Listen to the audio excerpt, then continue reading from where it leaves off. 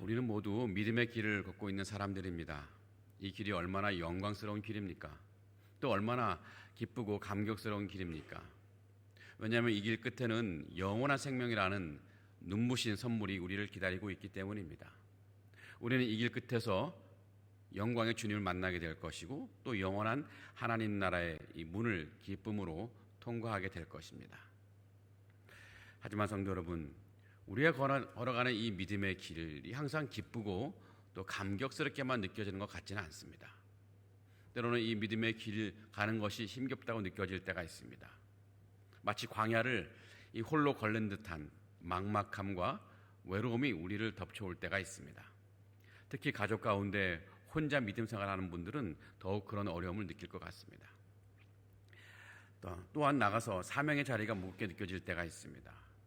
섬김과 이 봉사의 기쁨은 어느덧 사라지고 의무감만이 남아서 억지로 봉사하는 듯한 그런 때가 있습니다. 주님께서 우리에게 맡겨주신 귀한 사역임에도 불구하고 무슨 이유인지 점점 모르게 지쳐갑니다. 어느 순간부터 모든 사역들이 짐처럼 느껴지고 또 그만 내려놓고 싶다는 생각이 들기도 합니다. 어쩌면 우리 가운데 지금 이런 마음으로 이 자리에 앉아 계신 분도 있을 것입니다. 또 앞으로도 어떤 비슷한 상황을 만나게 될 수도 있을 것입니다. 우리에게 왜 이런 일이 일어나는 걸까요? 그리고 그런 일이 일어났을 때 우리는 무엇을 해야 할까요? 오늘 말씀을 통해서 이 문제를 같이 한번 생각해보고 또 회복의 기회를 한번 찾아보면 좋겠습니다. 자, 오늘 말씀은 예수님이 부활하신 다음에 예수님과 베드로가 대화하는 장면입니다.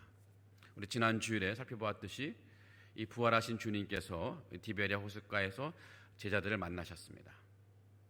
제자들이 밤새 그물을 던져보았지만 아무것도 잡지 못했습니다. 그런데 육지에 있는 어떤 누군가가 제자들에게 말하죠. 배 오른편으로 그물을 던져보십시오. 제자들이 그렇게 했더니 아주 많은 고기가 잡혔습니다.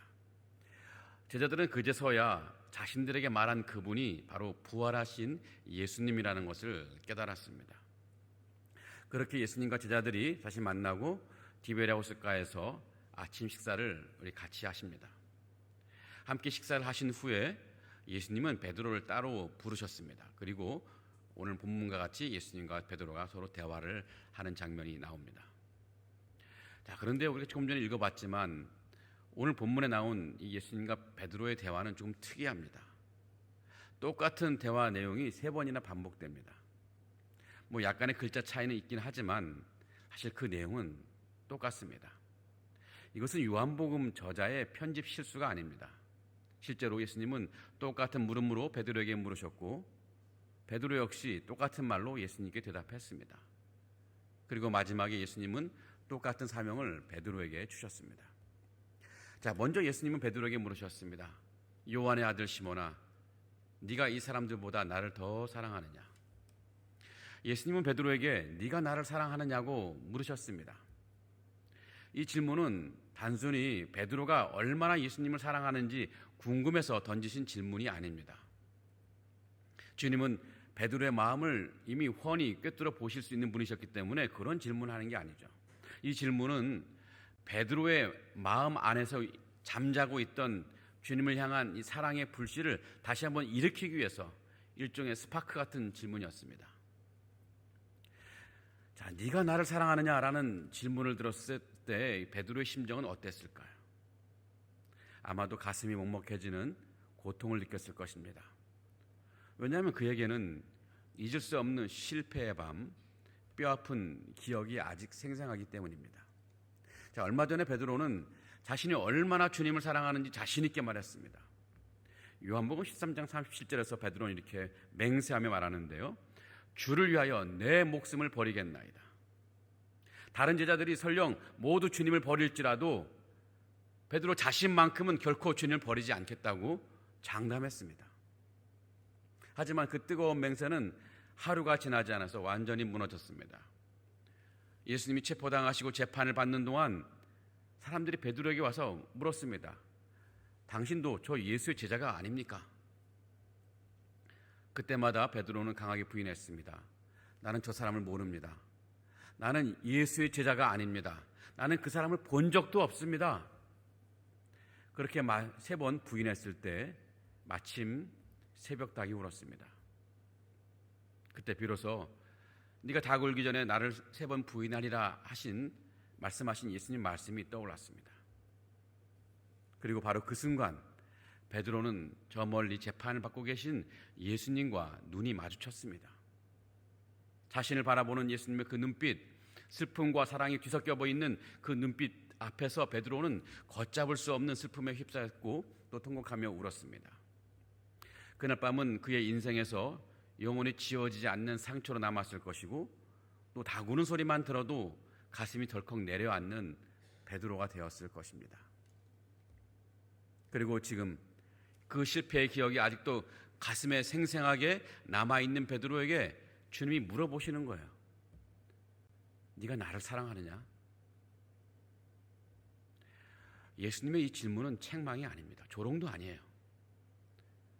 사랑이 식어진 이 베드로에게 다시 한번 사랑을 회복시켜 주시려는 주님의 마음이었습니다. 무너진 사명을 다시 세우기 전에 잃어버린 사랑을 먼저 일으키시려는 주님의 사랑의 방식이었습니다. 자, 예수님의 물음 앞에 베드로는 한참을 침묵했을 것입니다. 이처럼 자신 있게 단호하게 말할 수 없었을 것입니다. 그의 입술은 이제 무거웠고 가슴은 흔들립니다. 그리고 마침내 베드로는 이전과는 달리 떨리는 목소리로 조심스럽게 대답합니다. 주님, 그러하나이다. 내가 주님을 사랑하는 줄 주님께서 아십니다. 이 짧은 고백 속에는요, 베드로의 복잡하고 미묘한 심경이 고스란히 담겨 있습니다. 이 과거의 베드로는 어땠습니까? 자신이 얼마나 주님을 사랑하는지를 증명하려 했습니다. 내 목숨을 버리겠습니다. 나는 절대로 주님을 버리지 않겠습니다. 이렇게 장담하며 맹세했습니다. 하지만 지금의 베드로는 그런 장담을 하지 않습니다. 그는 이제 자기 자신을 믿을 수가 없어요. 실패를 경험했기 때문에. 주님을 3번이나 부인한 그 밤에 그는 자신의 연약함을 너무나도 깊이 알게 되었습니다.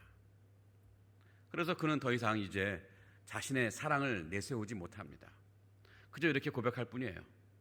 주님, 저의 사랑은 여전히 부족하고 너무나 연약합니다. 하지만 제가 주님을 사랑한다는 것, 그 사실만은 주님께서 알아주시면 좋겠습니다. 이 고백은 더 이상 이 감정의 고백이 아닙니다. 자신의 열심을 내세우는 자만의 고백도 아닙니다. 상처와 실패를 통과한 그 영혼이 드릴 수 있는 또 가장 겸손하고 진실한 사랑의 고백입니다. 베드로는 지금 사랑을 말하고 있지만 동시에 베드로는 자기를 부인하고 있는 것입니다. 그래서 그는 주님, 저를 믿지 마십시오. 저는 너무나 약한 존재, 주님은 너무 잘 아십니다. 하지만 제 마음 깊은 곳에서 여전히 주님을 사랑하고자 하는 그 마음이 살아있는 것을 주님은 아실 것입니다. 베드로는 이 고백을 통해서 주님을 향한 자신의 마음이 이제 회복되고 있다는 것을 느꼈을 것입니다. 주님은 네가 나를 사랑하느냐라는 이 질문을 통해서 베드로 안에 잠들어 있던 사랑을 일깨워 주셨고 또 베드로로 하여금 고백을 하게 함으로써 베드로의 그 깨어난 사랑이 온전히 회복되게 하셨습니다. 주님은 이 확실하게 베드로의 사랑을 일깨우고 회복시키기 위해서 이와 같은 질문을 3번씩이나 반복해 하신 것입니다. 그리고 베드로로 하여금 3번씩이나 고백하게 하신 것입니다. 자, 베드로의 조심스러운 고백이 끝나자 예수님은 베드로에게 말씀하십니다. 내 양을 먹이라. 내 양을 치라. 내 양을 먹이라. 주님은 같은 명령을 3번이나 반복하십니다. 베드로가 예수님을 3번 부인했는데 이제 주님은 베드로에게 3번 사랑을 고백하게 하시고 또 3번 사명을 맡기십니다. 내 양을 먹이라 하는 이 명령, 이것은 다시 한번 사역을 해봐라 하는 이런 단순한 명령이 아니었습니다. 이것은 베드로를 다시 사명자로 회복시키는 공적인 선언인 것입니다. 예수님은 실패자를 다시 한번 제자로 삼아주시고 사명자로 불러주셨습니다. 너는 넘어졌지만 내가 다시 너를 일으킨다. 너는 무너졌지만 나는 다시 너를 믿고 사명자로 세울 것이다. 이런 말씀인 것입니다. 예수님은 베드로의 능력 때문에 이 일을 맡기시는 것이 아닙니다. 그의 능력이나 그의 성품이나 그의 담대함 때문에 내 양을 먹이라는 이 사명을 맡겨주시는 것이 아닙니다. 베드로의 그 어떤 모습에서도 사명을 맡길 이유가 없어요. 단 하나, 주님을 사랑하는 마음, 회복된 주님을 사랑하는 마음이 주님에게는 중요했습니다. 이제 사랑이 있는 사람에게 주님은 사명을 맡겨주시는 것입니다. 왜냐하면 사명은 능력이 아니라 사랑에서 시작되기 때문입니다. 자, 오늘 말씀에서 중요한 것이 눈에 들어옵니다. 우리가 주님을 사랑할 때 비로소 우리는 우리에게 맡겨진 사명을 온전히 감당할 수 있다는 것입니다. 여러분, 주님을 사랑하는 마음이 없다면 우리에게 맡겨진 사명을 감당하는 것이 너무나 어렵습니다. 왜냐하면 사랑의 마음이 없을 때 사명은 너무나 무거운 짐으로 느껴지기 때문입니다. 하루하루 살아가기도 힘든데 거기에 주님을 위해 무엇인가를 해야 한다는 것은 힘겨운 인생길에 아주 무거운 짐을 하나 더 내 등에 진 것처럼 느껴지는 거죠. 그래서 어느 순간에 탄식합니다. 나는 왜 이렇게 힘들게 살아가는 걸까? 하면서 주님이 내게 맡겨주신 사명이 무겁게 느껴지고 그래서 이 짐을, 사명의 짐을 내려놓고 싶어 합니다. 하지만요, 주님을 사랑하는 사람은 똑같은 상황에서도 전혀 다른 마음을 갖습니다. 그 사명은 더 이상 그 사람에게 무거운 짐이 아닙니다. 사명의 짐이 가볍기도 하지만 오히려 사명이 그 인생의 기쁨의 근원이 되기도 합니다. 사명을 감당할 때 오히려 그 사람의 삶에 활력이 생기는 것이죠. 그러기에 주님을 사랑할 때 우리는 비로소 사명을 온전히 감당할 수 있는 것입니다. 요한복음 12장을 보면 향유 옥합을 깨뜨려서 예수님의 발에 그 향유를, 그 귀한 향유를 부은 여인이 나오는 이야기가 있습니다. 그 향유는 너무나 비싼 향유였습니다. 하지만 이 여인에게는 더 이상 아무것도 아깝지 않았습니다. 예수님을 위해서 흘린 눈물도 아깝지 않았고 예수님을 위해 깬 옥합도 아깝지 않았고 예수님에게 부은 그 향유도 전혀 아깝지 않았습니다. 왜냐하면 그 여인의 마음속에는 예수님을 향한 뜨거운 사랑이 있었기 때문입니다. 사랑하기에 주님께 드리는 것을 이 여인의 머릿속에서 전혀 계산하지 않았습니다. 계산한다면 그것은 이미 사랑의 마음이 식어졌다는 증거입니다. 가룟 유다는 주님을 향한 사랑의 마음이 이미 식어졌던 사람이었습니다. 그래서 향유를 부은 그 여인을 보면서 가룟 유다는 탄식하는 거예요. 이 비싼 향유를 팔아서 가난한 사람들에게 주었다라면 그들이 먹을 것이라도 충분히 먹었을 텐데 왜 이렇게 이 비싼 향유를 낭비하느냐? 가룟 유다에게는 예수님께 부어진 그 향유가 너무나 아까웠습니다. 향유가 아까운 것은 가룟 유다가 더 이상 예수님을 사랑하는 마음을 잃었기 때문입니다. 성도 여러분, 사랑이 없으면 헌신은 낭비로 보이고 사랑이 있으면 헌신은 기쁨이 됩니다. 주님을 사랑한다면 주님을 위해서 하는 모든 것들이 전혀 아깝지 않습니다. 물질이며 시간이며 에너지며 그 어떤 것도 전혀 아깝지가 않아요. 오히려 내가 주님을 위해서 무엇인가를 할 수 있다는 것 자체가 나에게 너무나 큰 기쁨이 되는 것입니다. 그래서 주님은 베드로에게 사명을 주시기 전에 먼저 베드로의 마음속에서 사랑을 회복시켜 주신 것입니다. 이것은 단지 사명에만 한정된 말이 아닙니다. 우리 믿음의 길을 가는 것도 마찬가지입니다. 믿음의 길을 가는 것도 여러분 결코 쉬운 일이 아니지 않습니까? 우리가 가는 이 믿음의 길 옆에 얼마나 많은 유혹과 어려움이 많던가요? 종종 믿음으로 사는 것 자체도 힘겹게 느껴질 때가 얼마나 많이 있습니까?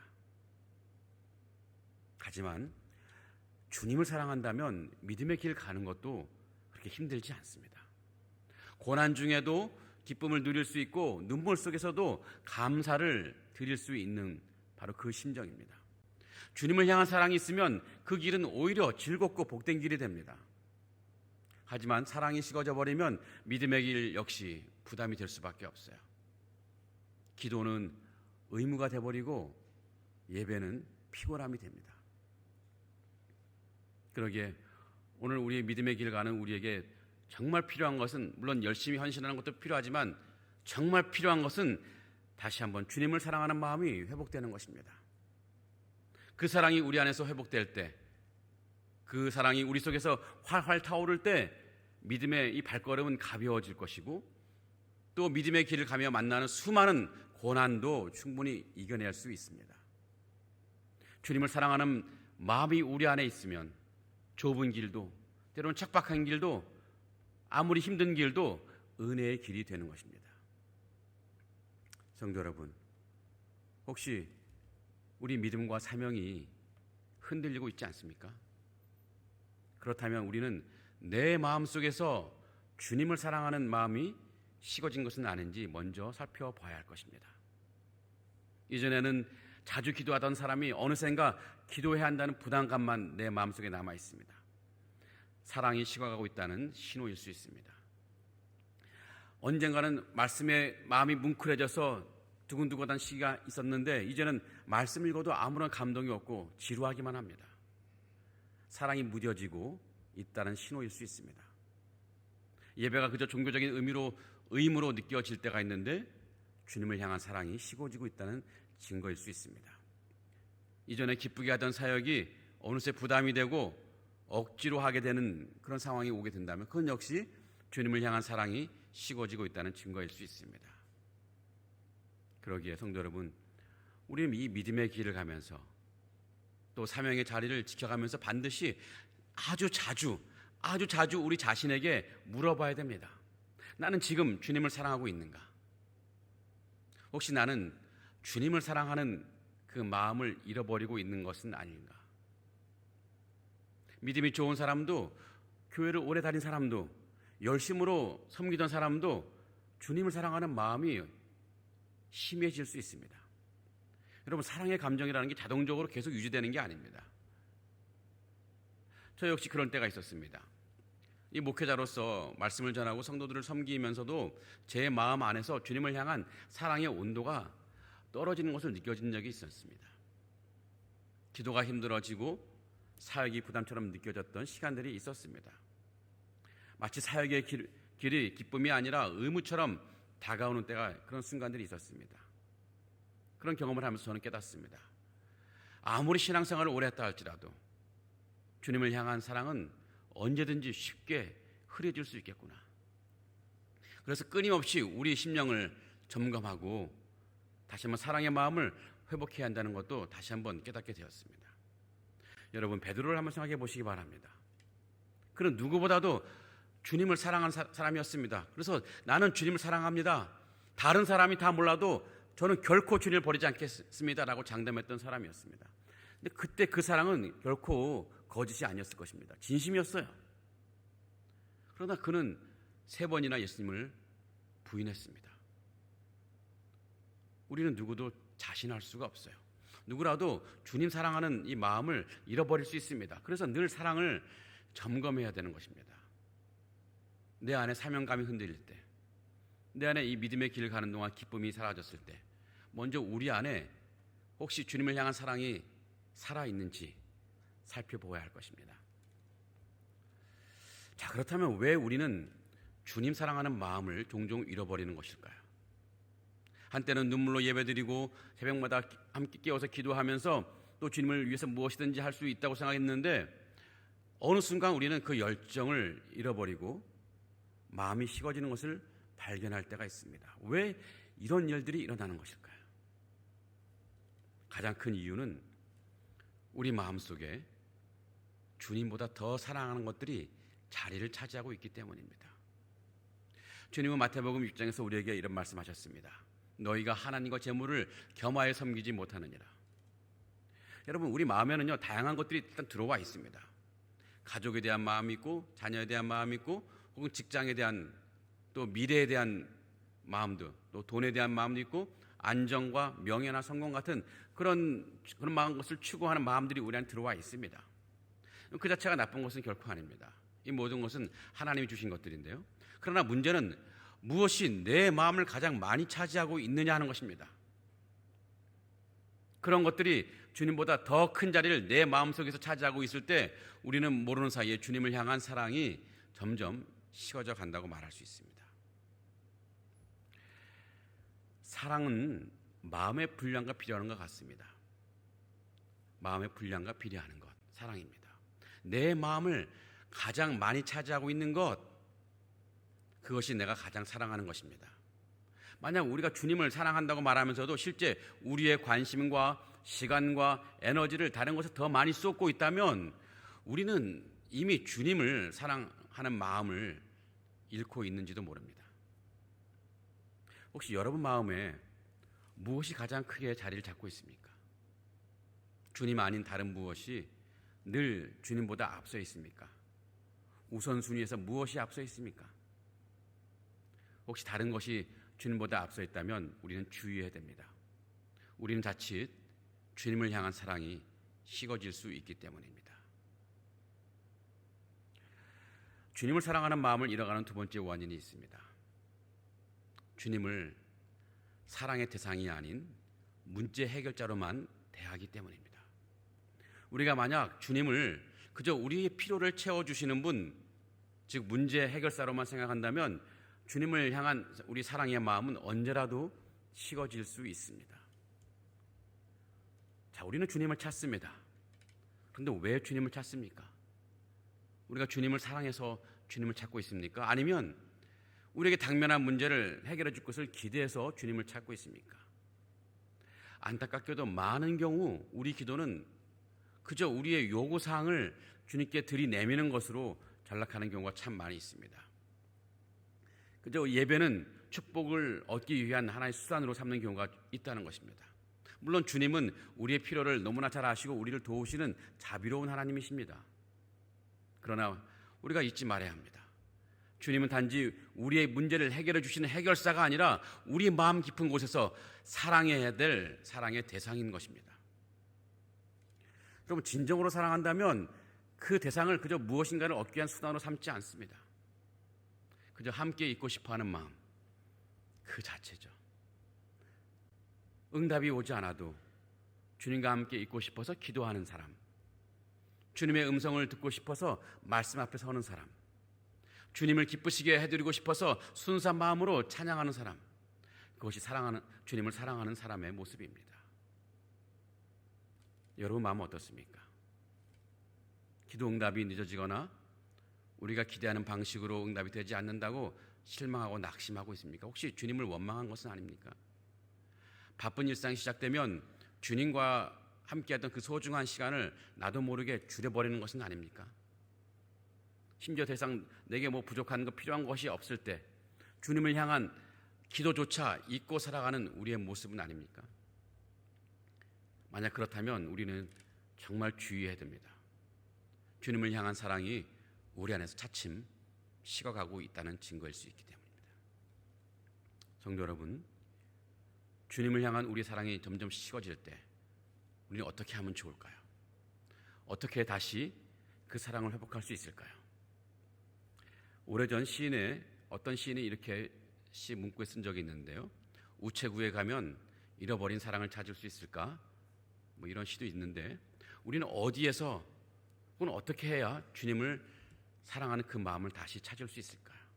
또 어떻게 하면 우리 안에 남아있는 주님을 사랑하는 마음을 유지할 수 있을까요? 자, 우리가 먼저 한 가지 기억해야 될 것이 있습니다.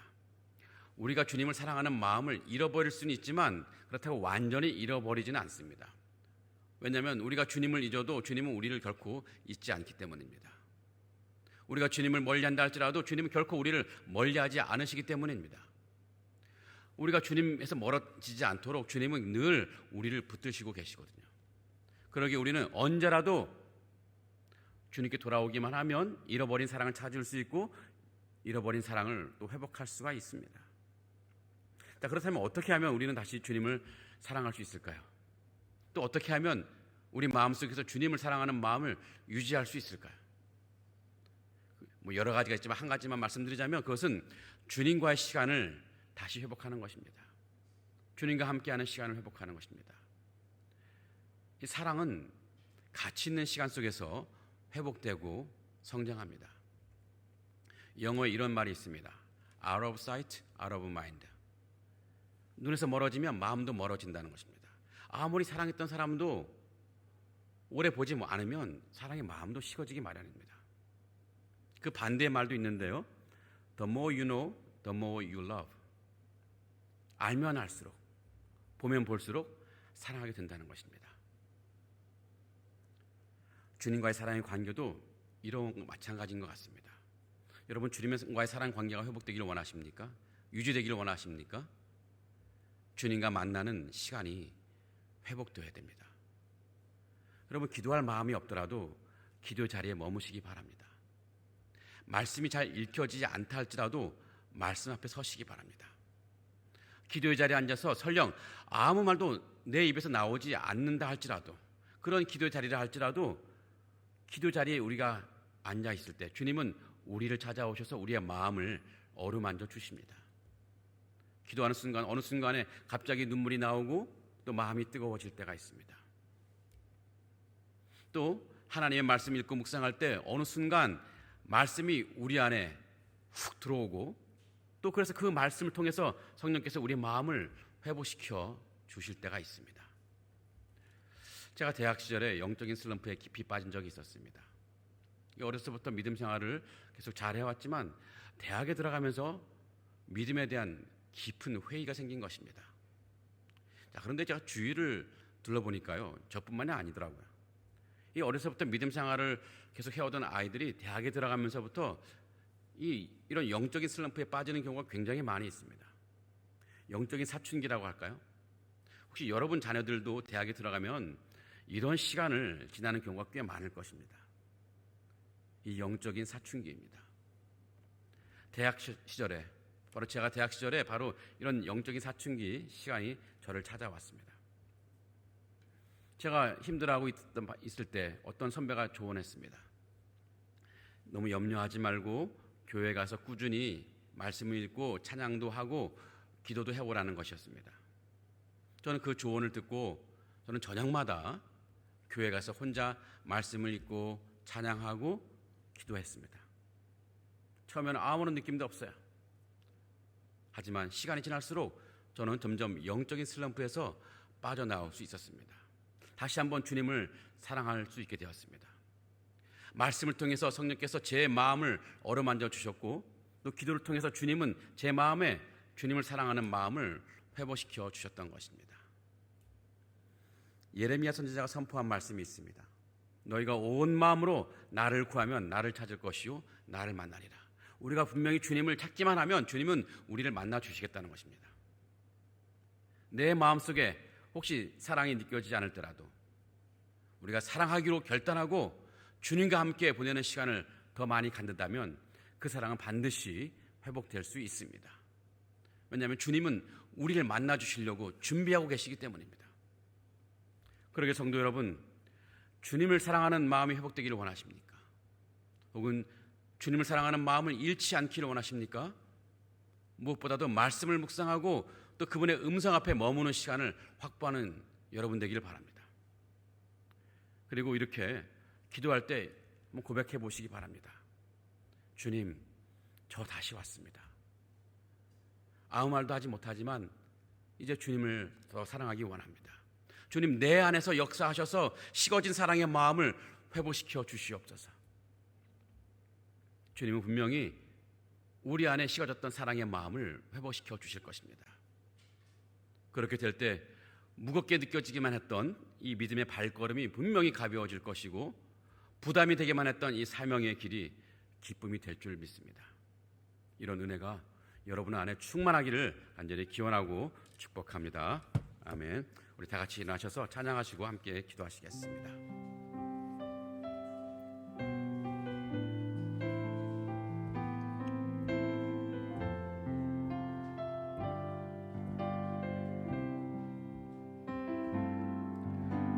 주님 다시 오실 때까지 나는 이 길을 가리라. 좁은 문 좁은 길 나의 십자가 지고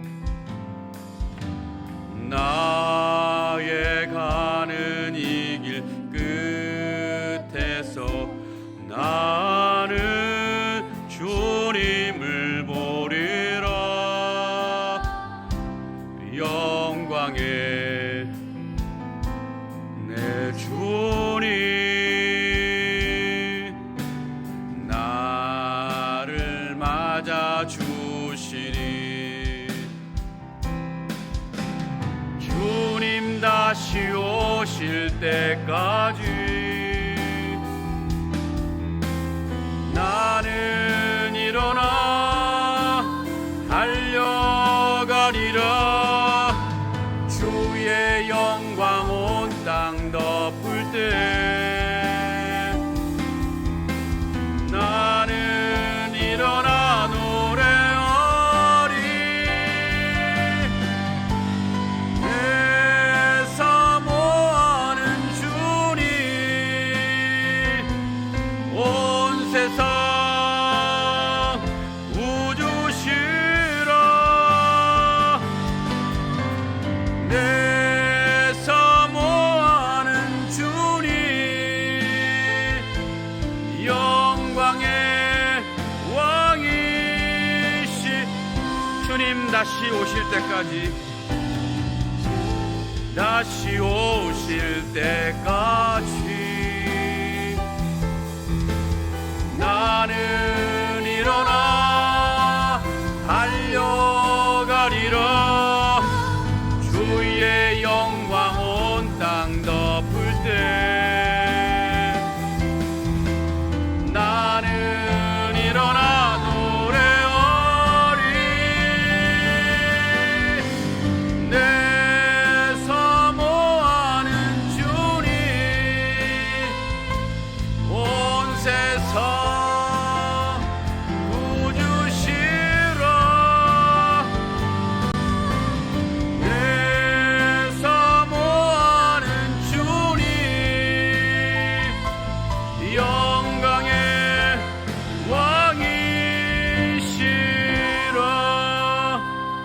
시간 합시 기도 제목 같이 읽고 함께 기도하도록 하겠습니다. 합시 기도로 기도합니다. 우리로 늘 말씀과 기도의 자리로 인도하셔서 주님을 향한 사랑이 식어지지 않게 하시고 혹시 식어졌다면 그 사랑을 회복시켜 주옵소서. 아멘. 주님을 향한 사랑으로 우리 마음을 채워주셔서 믿음의 길을 기쁨으로 걷게 하시며 사명의 자리에 감사함으로 서게 하옵소서. 아멘. 상하이 한인연합교회 성령의 충만함을 부어주셔서 주님이 맡겨주신 사명을 감당하는 일에 더욱 열심을 내게 하옵소서. 아멘. 이런 기도를 가지고 저를 따라 한번 주님 부르시고 기도하겠습니다. 주여 은혜를 주옵소서. 주여 은혜를 주옵소서. 우리 함께 같이 기도하겠습니다. 살아계시고 능력이 많으신 하나님, 이 시간 간구합니다. 주님께서 우리를 찾아와 주셔서 우리의 마음을 회복시켜 주실 줄 믿습니다.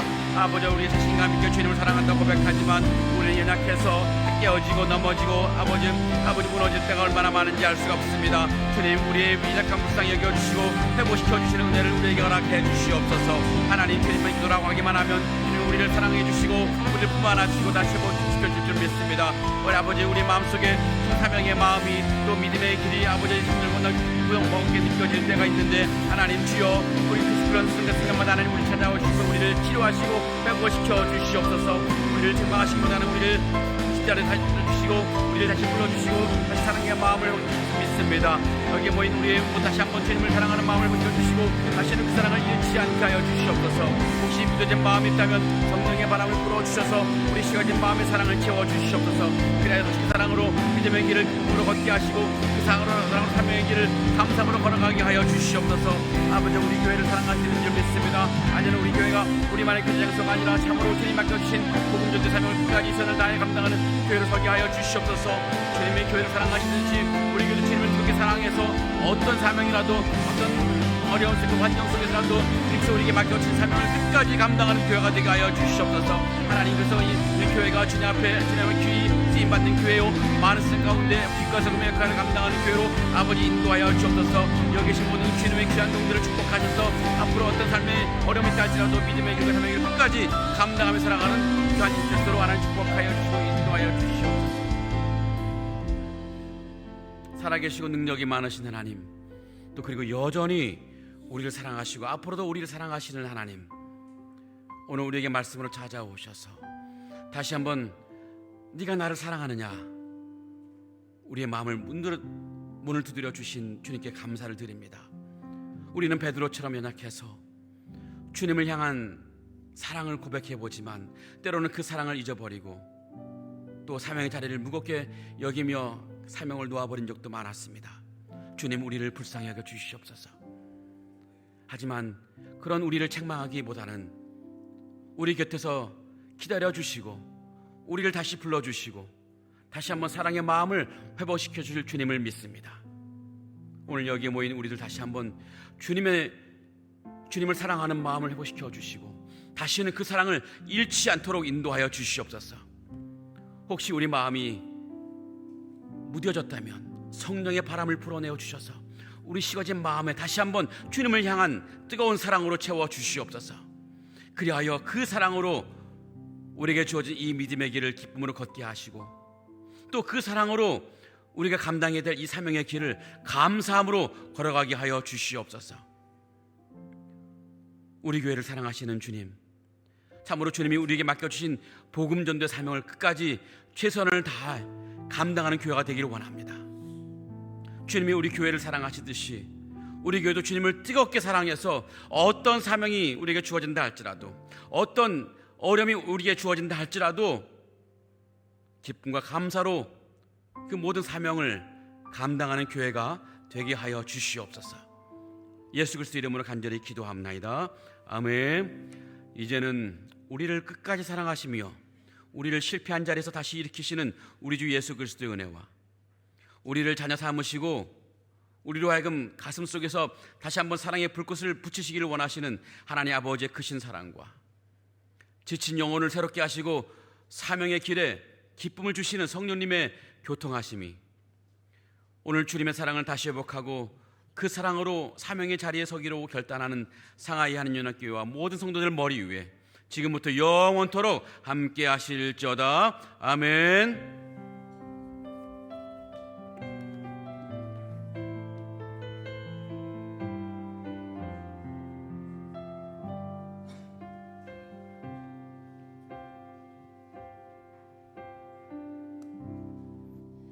네, 예배를 마쳤습니다. 이제 삶의